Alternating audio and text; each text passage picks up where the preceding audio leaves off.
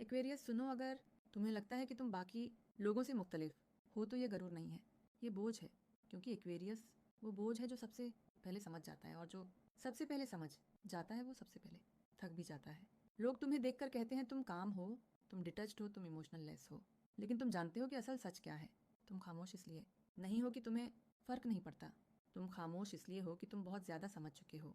Aquarius को जिंदगी में सबसे ज्यादा जिस चीज ने थकाया है वो नाकामी नहीं, वो लोगों की कम्प्लिसिटी है। हर बात एक्सप्लेन करना, हर इंसान को समझना, हर सिचुएशन को एनालाइज करना, ये सब एक्वेरियस के दिमाग पर चुपचाप बोझ बन जाता है। और फिर एक दिन एक्वेरियस रुक जाता है। बोलना कम, लोग कम और एक्सपेक्टेशन सिफर। लोग इसे कोल्ड कहते हैं, लेकिन हकीकत ये है एक्वेरियस कोल्ड नहीं होता, वह ओवर हीटेड होता है। इतना ज्यादा सोचकर, इतना ज्यादा बर्दाश्त करके कि अब वह खुद को बचाने लगा है। ये कमजोरी नहीं, ये सर्वाइवल है। और अगर पिछले कुछ वक्त से तुम्हें ये एहसास हो रहा है कि मैं सब कुछ समझ रहा हूँ, ये बताते हैं कि तुम चलता रहा है। तुम्हारा मॉडर्न रूलर है यूरेनस और तुम्हारा ट्रेडिशनल रूलर है सैटर्न। ये दोनों एक दूसरे के मुखालिफ हैं।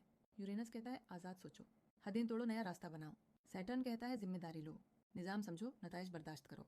अब जरा सोचो, जब आज़ादी और जिम्मेदारी एक ही दिमाग में इकट्ठी चले तो क्या होता है? ओवरलोड। एक्वेरियस को आज़ादी चाहिए, लेकिन वो आज़ादी गैर जिम्मेदार नहीं हो सकती। एक्वेरियस जिम्मेदार होता है, लेकिन वो जिम्मेदारी अंधी ताकत नहीं बन सकती। इस बीच में तुम फंस जाते हो। तुमने बार बार ये महसूस किया, तुमने सच बोला मगर लोग तैयार नहीं थे, तुमने नया सोचा मगर सिस्टम पुराना था, तुमने लॉजिक रखा मगर लोग इमोशन पे चल रहे थे। यहाँ सैटर्न आता है और कहता है अगर तुम सब कुछ समझते हो तो वजन भी तुम ही उठाओगे। और यूरेनस कहता है अगर तुम वजन उठाओगे तो तुम आज़ाद नहीं रहोगे। यही वो जगह है जिसने एक्वेरियस को अंदर से थका दिया। ऊपर से एक्वेरियस फिक्स्ड एयर है। फिक्स्ड यानी एक बात पकड़ ली तो छोड़ना मुश्किल। एयर यानी दिमाग, ख्याल, नजरिया। तुम किसी मसले को जल्दी छोड़ नहीं सकते। तुम कहते हो मैं जरा और सोच लूं, शायद मैं बेहतर सॉल्यूशन निकाल लूं, और यही जरा और तुम्हें सालों पीछे खींच लेता है। थटर ने इसी जगह दबाव डाला। इसने तुम्हें वहां रोका जहां तुम आगे जाना चाहते थे। इसने तुम्हारे प्लान सुस्त किए, तुम्हारे सर्कल्स छोटे किए और तुम्हें ये दिखाया हर चीज तुम्हारी रिस्पॉन्सिबिलिटी नहीं है। ये सजा नहीं थी, ये फिल्टरिंग थी।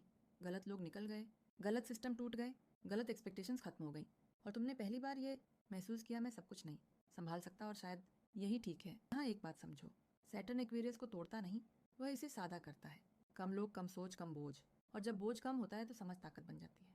लेकिन अभी एक चीज बाकी है, अभी ये समझना बाकी है कि एक्वेरियस इस सारी समझ के बावजूद अकेला क्यों महसूस करता है, क्यों वो सबको देख लेता है मगर खुद नजर नहीं आता। ये हम अगले हिस्से में इंसानी नफ्सियात की सतह पर साफ करेंगे, जहाँ एक्वेरियस सबसे बड़ी गलती खामोशी में करता है। एक्वेरियस ये बात मानना मुश्किल है लेकिन जरूरी है। तुम्हारी सबसे बड़ी ताकत तुम्हारी सबसे खतरनाक कमजोरी भी है, और यही है सबको समझ लेने की आदत। तुम लोगों के अल्फाज नहीं सुनते, तुम इनके पीछे छुपी वजह समझ लेते हो। कोई सख्त बोले तुम जान लेते हो कि वह जख्मी है, कोई इग्नोर करे तुम समझ लेते हो कि वह उलझा हुआ है, कोई वादा तोड़े तुम कह देते हो शायद इसकी कैपेसिटी नहीं थी। ये एम्पैथी आम नहीं है, लेकिन मसला यहाँ पैदा होता है। एक्वेरियस लोगों को समझने के चक्कर में उनके रवैयों को जवाब देना शुरू कर देता है, और जब तुम जवाब देने लगते हो तो बाउंड्रीज खामोशी से टूटती है। लोग तुमसे फायदा नहीं उठाते क्योंकि वह बुरे होते हैं, लोग फायदा उठाते हैं क्योंकि तुम इजाजत देते हो, खामोश इजाजत। तुम आर्गू नहीं करते, तुम डिमांड नहीं करते, तुम बस पीछे हट जाते हो, और फिर खुद से कहते हो मैं स्ट्रांग हूँ, मुझे फर्क नहीं पड़ता। लेकिन अंदर कहीं फर्क पड़ता है, बहुत फर्क पड़ता है। यही वो जगह है जहाँ एक्वेरियस डिपच नहीं होता, वो अनसीन हो जाता है। तुम सबके लिए अवेलेबल रहे, लेकिन किसी ने तुम्हें चूज नहीं किया, और फिर एक दिन तुम अचानक कट ऑफ कर देते हो। लोग शॉक में आ जाते हैं, कहते हैं एक्वेरियस बदल गया है, एक्वेरियस कोल्ड हो गया है।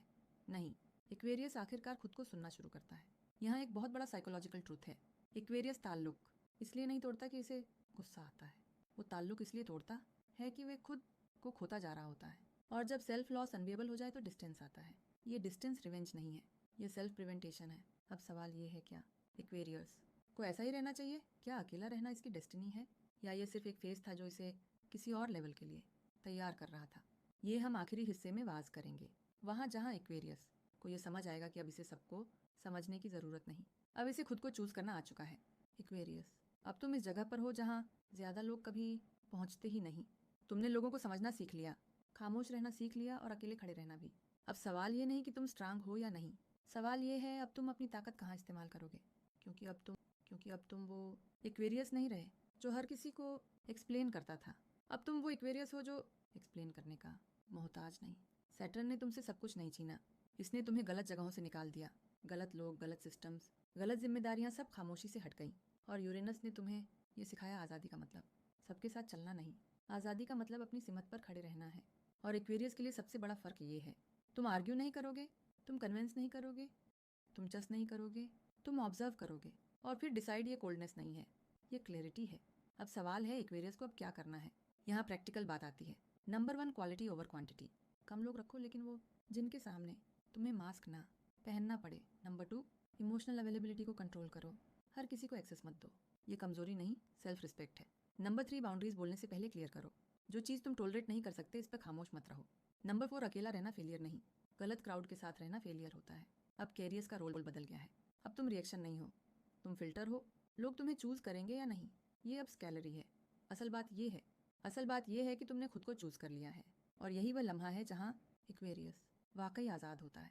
एक्वेरियस, तुम इसलिए थके नहीं थे कि तुम कमज़ोर थे, तुम इसलिए थके थे कि तुम सब कुछ अकेले संभाल रहे थे। लेकिन अब नहीं, अब तुम सिर्फ वही उठाओगे जो वाकई ही तुम्हारा है, और जो नहीं वो खुद ही नीचे रह जाएगा। दोस्तों, ये एस्ट्रो साइंस उर्दू है। यहाँ ताकत शोर नहीं करती, वो जगह बदलती है। अगर बातें तुम्हारे दिल तक पहुँची तो कमेंट्स में संगीत लिखो, मैंने खुद को चूज़ कर लिया है। और अगर तुम किसी एक्वेरियस को जानते हो जो खामोशी से थक चुका है तो ये वीडियो उस तक ज़रूर पहुँचाओ। अपना और अपने दोस्तों का ख्याल रखना। अल्लाह हाफिज़।